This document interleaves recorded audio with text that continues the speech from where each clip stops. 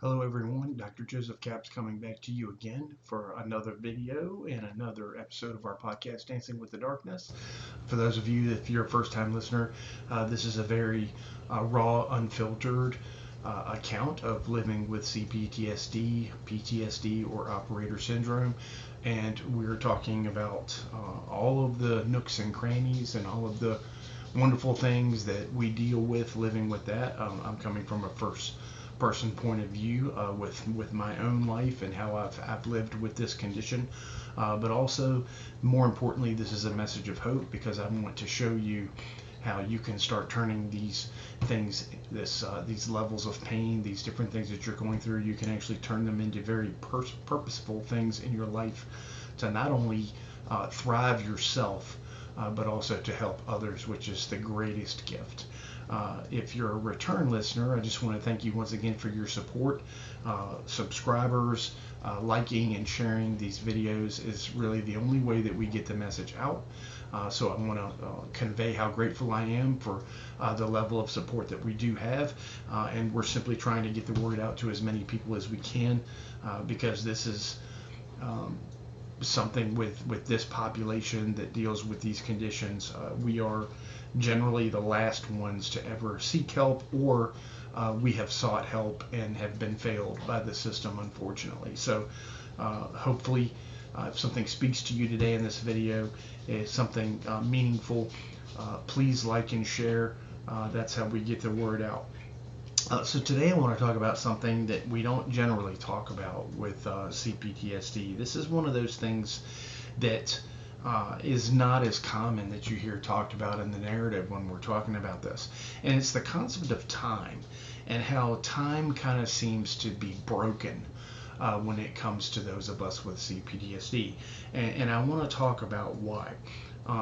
This isn't something that just shows up. You know, CPTSD isn't just about nightmares or flashbacks. It isn't just something that haunts your relationships or your self-esteem. It's something that, you know, we have something that happens a lot more subtle with CPTSD.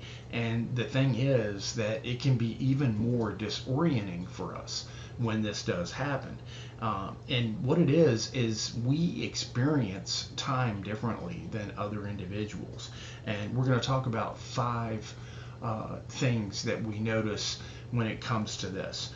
We need to understand that other people and even our mind might be experiencing time in one dimension, but our nervous system and our brain are actually experiencing time in a whole nother dimension. And so we need to understand that. Time stops making sense, minutes stretch into hours, whole days can disappear, and you don't even realize it's happening until the damage is done, unfortunately.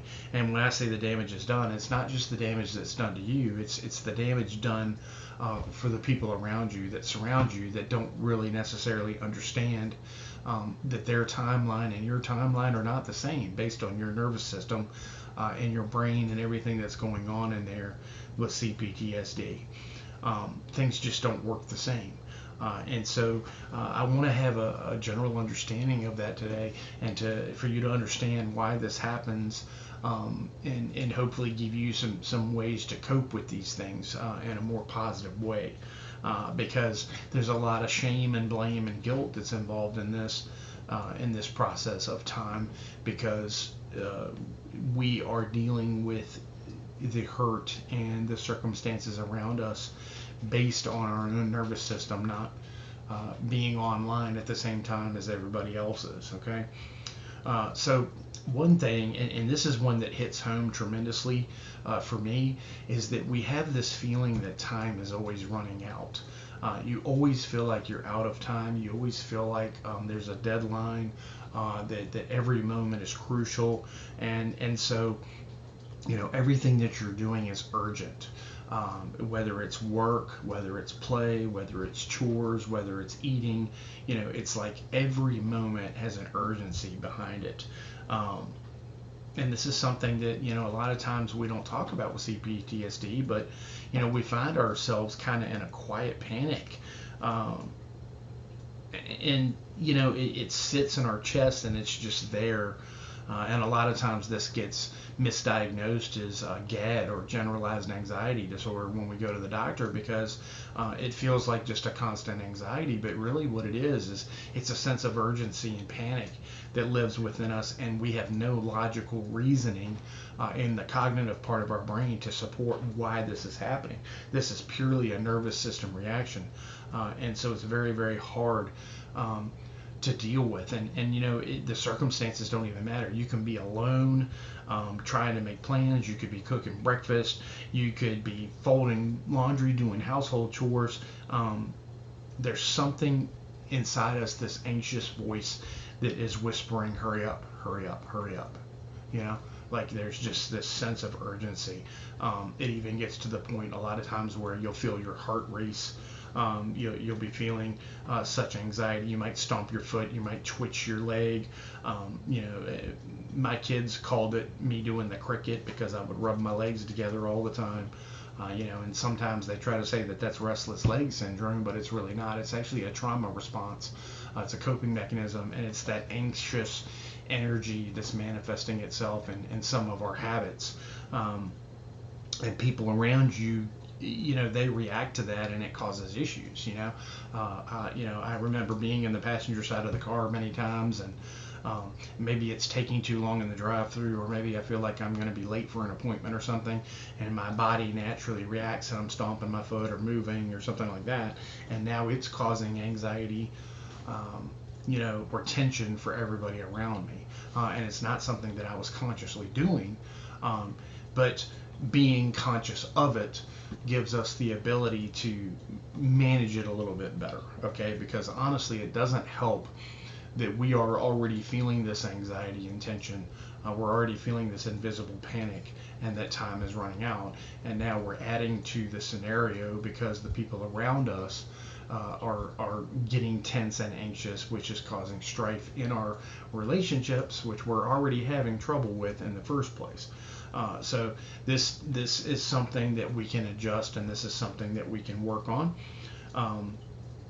A lot of it has to do with, we need to be as structured as possible. We need to, have a schedule, a timeline, and we need to have room in that timeline, and that helps us manage this a little bit better, this invisible panic. We set some realistic goals for the day that we need to achieve. And the trick to this is that we have to understand that when we do have stillness and we do have time to take a break, we need to learn how to relax. And the reason why is because, most of us in this CPTSD condition grew up in a very stressful home, and we really never knew what was going to happen. It was very unpredictable. You didn't know if you were going to get hurt or loved or whatever. The next disaster it could always be seconds away. So this is how we started developing this urgent sense of time, because basically what would happen is, even in our moments of safety, our body is still acting like we're not safe. Okay, it's still stuck in that state. The brain is still running on the panic. You move too fast when people tell you to relax. That makes it worse, right? So, we need to realize that sometimes slowing down makes us feel unsafe, and that's a normal part of this, and it's something that we're going to have to adjust to and have to cope with. Sometimes it feels like, we're not prepared, or something's going to catch us off guard, and it doesn't just go away because, the threat is gone. That feeling becomes part of our wiring. It's part of the wiring in our brain.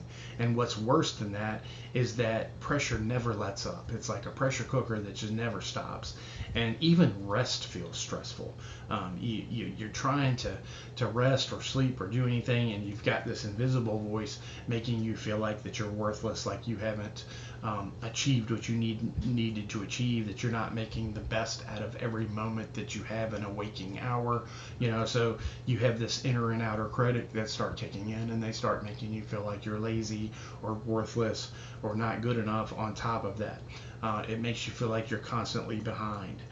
So we're not lazy and we're not dramatic. We're actually completely and totally exhausted, because even when we're not running around and doing at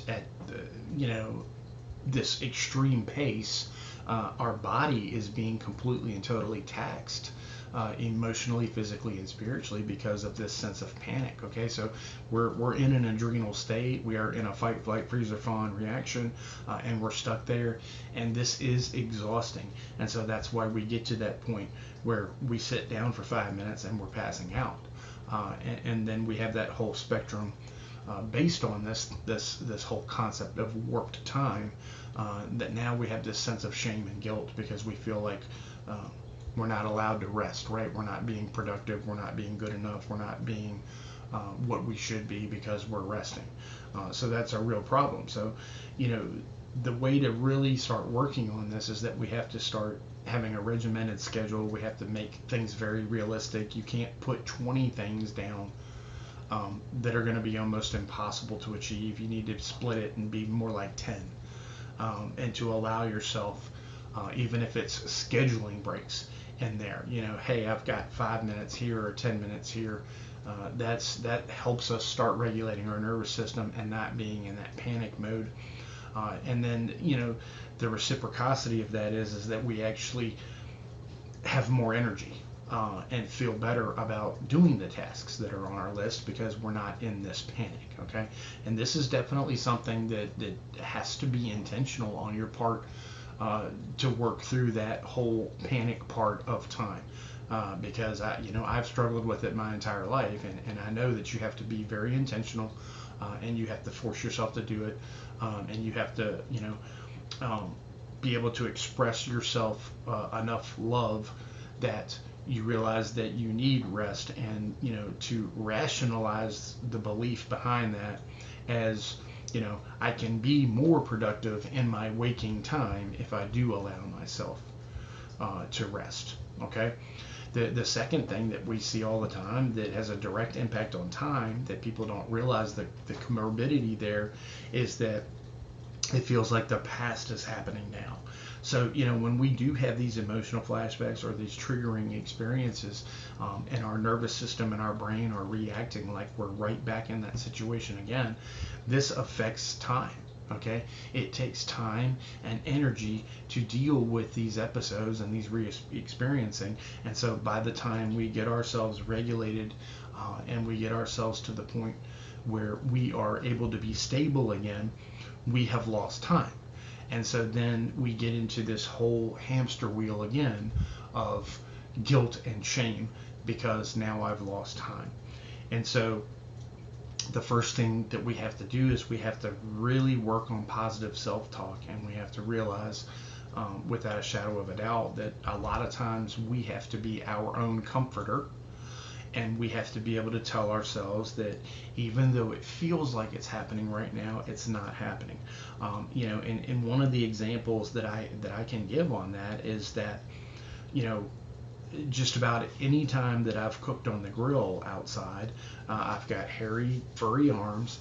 And so if I've gotten too close to the burners or whatever, when I'm flipping stuff, the hair has burned on my arms, and it has a very distinct smell to it. And so that is a very deep situation for me. And we need to understand that a lot of this does come through the olfactory system, our sense of touch, smell, taste, hearing.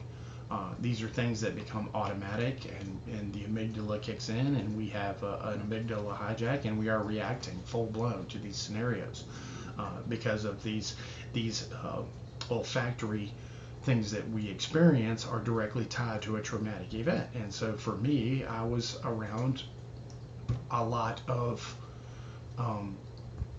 human beings that were involved in fire. Okay, and so that smell of my own hair burning on my arm has always been one of those things that I've had to immediately ground myself and adjust and, accept that my body's having a reaction and work through it. And so the way that this is related to time and losing time is that many times I've been basically almost frozen in time dealing with whatever's coming back through my nervous system. And now I've got an angry family because I've burnt all of the food. And I don't even realize it. Like, I look down and there's these, crispy critter black burgers that nobody wants to eat now. And unfortunately, it's because I got frozen in time dealing with that emotional flashback and that scenario that came back. And so that's how it happens. And once again, we're dealing, with the physical reaction. We're dealing with the heart rate increase. We're doing, the perspiration. Our nervous system is geared up for fight, flight, freeze, or fawn, and mainly the fight or flight part. Because we're looking at parasympathetic when we look more at the freeze and fawn part.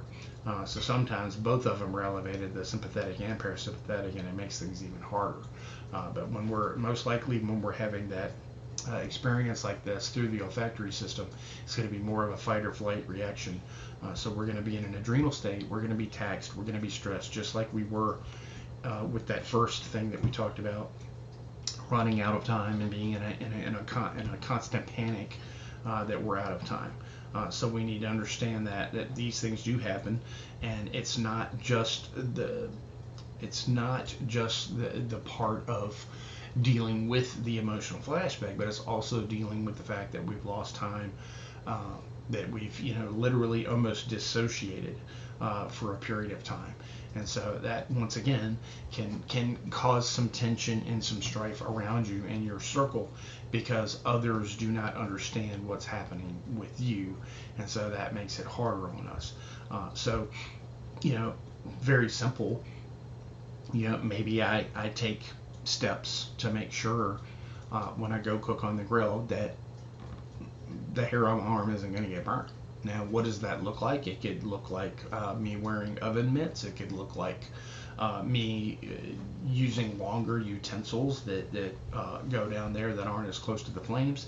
But, I'm going into the situation prepared. I'm knowing that, hey, this is something that bothers me. And so, an ounce of prevention is worth a pound of cure, right? And so, I want you to start thinking about things like that if you know that you're going to go into known situations that can be triggering for you, that we prepare a little bit more, and we understand, I can take these measures to minimize the chances of this happening. But the flip side of that also is realizing that, hey, this is a very real thing that could happen. And I need to go into this situation understanding that this could be triggering, this could cause an emotional flashback, and I'm going to have to work through it. And that's going to have to be okay. That's the important thing, is that we need to start letting go of this guilt and shame that's associated with that loss of time, and understanding that this is a natural part of living with CPTSD, but also it's integral to our healing, because the more that we experience these things, the better off we are in preventing them more, but also being more resilient when they do happen. So this is all part of the healing process as well, and it's part of the deal. It's part of what we have to work through. It's part of what we have to allow to happen. And if we're going to be trapped in the shame and guilt part of things, once again, because we've lost time because of this, it really hinders our healing journey, and quite honestly, it doesn't help any of the relationships that we have around us that are already under strain too. So I want you to understand how all of these things work together. Okay, it's not just one thing that we can pinpoint, and that's why we call it complex. Okay, if you look at the definition of complex, you're going to understand why we call it complex, because it's a lot. It's a lot of layers to the onion. It's a lot of moving pieces, and so our best plan for healing and our best plan for developing resiliency and becoming stronger is that we work through all of these little pieces and we have an understanding. First we understand them, then we're able to recognize when we experience them, and then we are able to really start working on some strategies to not only heal, but to be able to make these things positive and to recognize them in other people and help them. Another thing that happens, the third thing is sometimes you can lose hours or entire days. It all depends on um, how elevated is this emotional flashback that you've had. We're going to have times when something is a pretty big triggering event. We're going to have times when, even with the healing brain decides, hey, today is a good day to go ahead and kick this thing out of file 13 and go ahead and process it, okay? And it's going to not happen at the most opportune time. It's not going to happen in a therapy room with your therapist, and you guys are going to work through it, and you're going to sing Kumbaya, and everything's going to be great. I wish I could say that that's what happens, but it isn't. Many times these things come unwanted at the wrong time.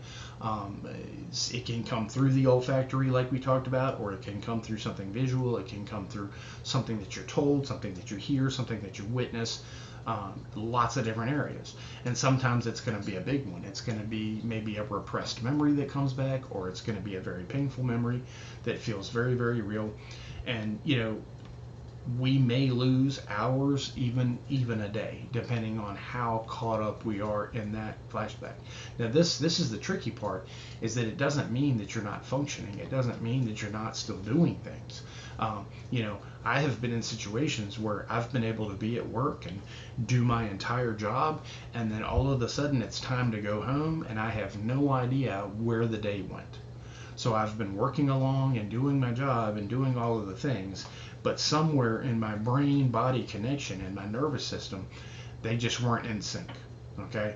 And so all of a sudden it's time to go home, and I'm like, how did that happen? What did I even do today? Because I'm trapped in that state of dealing with that flashback. It's like you're kind of disassociating in a way. So you can lose hours of time, and you can lose even days sometimes, depending on this. And the tricky part is that in all intensive purposes, you're functioning and you're doing everything that you're supposed to do, especially if you have a structured life. And you do this, and this, you can almost even be on autopilot. And so you're doing all the things, but you're not 100% there, present in the situation. And the way that this gets us in trouble sometimes with our relationships and such is that people will talk to us, they'll interact with us, they'll say things, and we don't even remember it. We don't remember what they said. We don't remember the conversation. We barely remember what we even ate that day, because things have been so cloudy based on what we're dealing with in this dissociative state. And so now we have more strain, because especially in our intimate relationships, they think that we're not paying attention, or they think we're not listening, and that it's intentional. And we may not necessarily 100% even understand what's happening with us at the time, which compounds the situation. So we need to understand that these things happen, and part of the healing process is bringing on your loved one, or bringing on the person that you're in the intimate relationship in a role, and trying to help them understand what's happening. And that doesn't always work out, because people have feelings, and feelings get hurt. And if you feel like you're not being listened to or heard, especially by your intimate partner, there's going to be some feelings and emotions that are there, whether it has to do with your condition of CPTSD or not. And so, I'm just trying to be real with you. I'm trying to be genuine with you and not sugarcoat anything, okay? So that you're going to understand the challenges that revolve around this. So, what are some strategies to work through this? Well, I know that people have said journal, and that gets blown to bits with therapy, but I'm going to tell you how to journal, okay? The way that we can avoid disassociation and getting trapped in this spiral is that we need to be able to just take a Post-it note, whatever that's around you. We need to be able to write down whatever is going through your mind, whatever your body is feeling, okay? And what this does is it literally resets something in our brain and resets our nervous system to know that it's not a sense of urgency now. It's not something that we have to remember. It's not something that we have to deal with right now, because now I've written it down. And so the sense of urgency is gone. I'm not going to forget it. I've retained it. It's on paper. and I can come back to this, okay? And so you're kind of giving yourself, you're giving your brain, you're giving your nervous system an excuse to be able to not deal with it this very moment, okay? And this, anywhere between 40 to 70%, I'm gonna say, relief just by doing this, okay? I also want you to remember your breathing, okay? Because we consciously have to do our box breathing or our deep breathing, and so by you concentrating on doing the breathing, it's allowing you to not be stuck in that dissociative state, okay? Because you're intentionally doing something, and then our body is going to absolutely react to getting that hyperoxygenated blood. It's going to help us. It's going to help our blood pressure. It's going to help, polyvagal, the vagal nerve. It's going to, also help us cognitively because we've distracted ourselves, okay, by doing that. So these two simple things can help a tremendous amount when you have these situations where it's a very, very big, powerful memory that comes back full force, and we find ourselves so stuck in that we've literally lost an entire day to it, okay? And the sad part is that often we don't even work through the situation or even process that. We just lose the time. It's almost like selective amnesia. And then we come back to the world, and now we're even more stressed out, right? Because we've lost this time. And here we are again. The fourth thing that happens with us is that the future can be terrifying. It not only can be terrifying, but sometimes it's just non-existent with CPTSD. We can have a very negative outlook of what the future is going to be. Is the future going to bring more pain? Is the future going to bring more strife? Is the future going to bring more punishment, more trauma? So it can be very, very terrifying to think about that, especially, like this last one we talked about. If you've had a flashback that was very, very powerful, and you've lost time and you've had to deal with all of that, well, the future can be kind of scary, right? Because what if I had this on Monday, and now Friday I'm going to have another one, and I'm going to have to deal with that again, okay? So now we have even more anxiety and tension and panic when we look into the future, because we think that there's going to be more of the same, okay? The other side of that is we can think that, there is no future, right? Like we can't even see past today, because today has been so hard that, I don't even want to look at tomorrow or the next day or to plan or anything, because just like us as kids in that home where everything was so sporadic and not structured and chaotic, and you never knew what was going to happen, we can still be stuck in that same thing as adults with CPTSD, because we have that whole mentality and that whole automatic system that's in place, that's been programmed, that this is how it is, and I'm stuck in this, and this is how life's going to be, and there can be danger at any moment, and there can be something sporadic at any moment, and nothing is guaranteed, and nothing is reliable, and nothing is safe, and so we can get stuck in that. So part of this again is getting back to that whole journaling thing. We got to get back to that whole journaling thing again, and we have to work on trying to set our day up, okay? So we don't necessarily have to look that far in the future, but if we can try to set our day up the next day, this helps tremendously, okay? With achievable goals, with things that we can achieve, and it can be very basic, like, okay, tomorrow I'm going to wake up and I'm going to go to work. Okay, well, that sounds like something really mundane and really simple, but when you've had a really hard day, or you've had a really rough re-experiencing of a traumatic memory, this is a big deal. It's a big deal to be able to just continue to function. It's a big deal to be able to tell yourself, okay, everything's going to be okay, and I'm going to go and do my routine tomorrow. Okay, so start with the mundane. Start with the simple things. Start with, I'm going to make it a goal tomorrow to actually eat my lunch for a change, or I'm going to make it a goal, for when I come home that, maybe I'm going to cook this meal. make it manageable, make it things that you can do, okay? Make it achievable, because as we do these things and we achieve them, it absolutely is going to strengthen our resolve. It's going to strengthen our resiliency, and it's going to help us to deal with being less terrified of the future, okay? We need to start looking at the fact that we can heal and we can progress and we can get better. And so what that does is that's actually giving us the view of the future being better, okay? So we can start not looking at the future as terrifying or non-existent, but we can actually start looking at it in a positive narrative, a reframed narrative, and we can start saying, hey, you know, there's a very good chance that tomorrow is going to be better than today because I made it through today. And so every time you make it through today, you're getting stronger, you're getting more resilient, especially if you're applying it to positive things, okay? So by journaling and understanding what you're going through and allowing yourself to feel the emotions and you know, working through it and trying to process it, whether, you know, hopefully with, you know, you're at a point where you've decided to get some help and you have a good therapist to help you, or a good friend, or somebody that you can trust. It makes things a whole lot easier. It validates what you're feeling.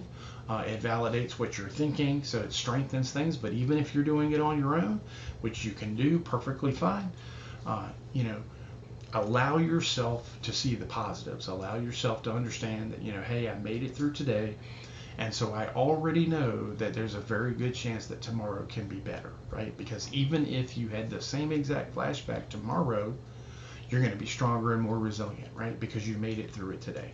So we got to start giving ourselves little rays of hope and understanding that the future doesn't have to be terrifying, and it doesn't have to be scary, and that, you know, time doesn't have to be our enemy. Time can be our friend, and we can actually start looking forward to having good time, and not panicked time or anything like that. And then the last thing I want to talk about, the fifth thing that we do see as far as time being broken, is that, you know, sometimes we have a hard time conceptualizing how long things can take. And I'm definitely, this has been a big one with me, and it can go both ways. We can either put too many things on our plate thinking that we can get it done in this amount of time, which automatically is going to put you in that whole panic mode because you're not living up to your own timeline. Or sometimes we do things way faster than we thought we were going to do them, and then we end up in the guilt shame spectrum because now we have idle time, we have unproductive time. We can't look at it positive as, wow, I did 10 things that I thought was going to take 8 hours, you know, but I did 10 things in 4 hours, okay? Instead of going, hey, that's awesome, I got those 10 things done, and now I've got 4 hours of positive time that I can do whatever I want. I can relax, or I can do this or whatever. We get stuck in this whole guilt shame spectrum, thinking that, okay, well, now I have 4 hours that isn't going to be productive or purposeful or meaningful, okay? And so that's another thing that we have to be conscious of, okay? So we back to the journaling and back to the scheduling and back to setting realistic goals.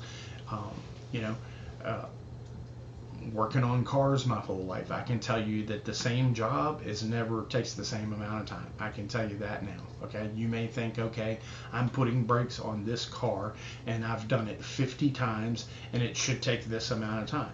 Well, there's always going to be variables, okay? There's going to be lug nuts that don't want to come off, or there's going to be frozen caliper slides, or there's going to be, you know, a piston doesn't want to push in on the caliper. It could be, you know, it's never going to be the same. It's never going to take the same amount of time.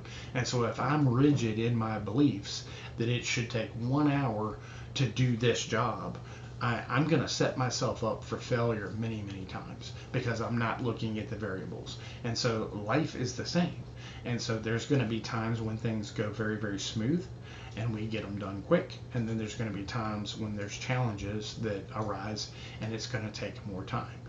And we have to get into the mindset to be able to give ourselves enough slack and to literally be rational and reasonable with ourselves, okay? If we look at it from a perspective of us, looking at another person, because most of us are very empathic and caring people that have been through a lot of trauma. We give other people so much more slack and so much more grace than we give ourselves, okay? And so we need to start at least getting to the ability where we can give ourselves enough grace, the same grace that we're giving other people, because this is the healthy thing to do, but it's also what God intends. God doesn't want us to be punished every single day, especially not at our own hand. Okay, so we have to get out of that mentality of not giving ourselves grace and not giving ourselves a break. Okay, and realizing that when it comes to time is its own entity. Okay, we cannot control it. Okay, the minutes and the seconds and the hours and the days and the weeks and the months and the years are all going to continue on. It's not something we can control. It's not something that we can stop. So we can make the very best of our time, and we can make our time, as far as being productive or whatever, we need to make it realistic, and we need to leave ourselves time to rest and to recuperate, and to understand that that's perfectly okay, because a healthier you is actually going to be a more productive you, okay, and a better you, and you're going to show up better for those around you, and you're going to show up better for yourself, and most of all, we're going to show up better for God, because that's our whole purpose here on earth, is to serve Him anyway. And so if you're using your time to do that, if you're using your time to glorify our Father in heaven and to praise Him and to love Him, you're automatically making good use of your time. So keep that tucked under your hat when you're beating yourself up. No matter what you've accomplished in a day, by God's standards, if you're loving the Lord your God with all your heart, soul, and mind, and you're loving your neighbor as yourself, then you're making the very best use of your time, and it's actually blessed by Him. So I hope that this video spoke to you today. I'm sure that it's going to resonate. I'm sure that you've dealt with this. We all have. But I'm hoping that you take a message of hope today, and understanding that there's some strategies that we can deploy that are not impossible, that are actually manageable to do. It's not going to 100% cure the issue, but it's going to give you a lot more relief. And the more relief you have, the more room there is for healing, and the more room there is for resilience. And it's just going to be a better you, a better version of you, and how you show up in the world. And then you're going to be able to help others, which is going to be even more layers of healing. Until next time, hope this video spoke to you. If it did, please comment, share, like. We appreciate any kind of feedback that we get. We're here to serve you. God bless everyone, and we'll see you next time with Dancing with the Darkness.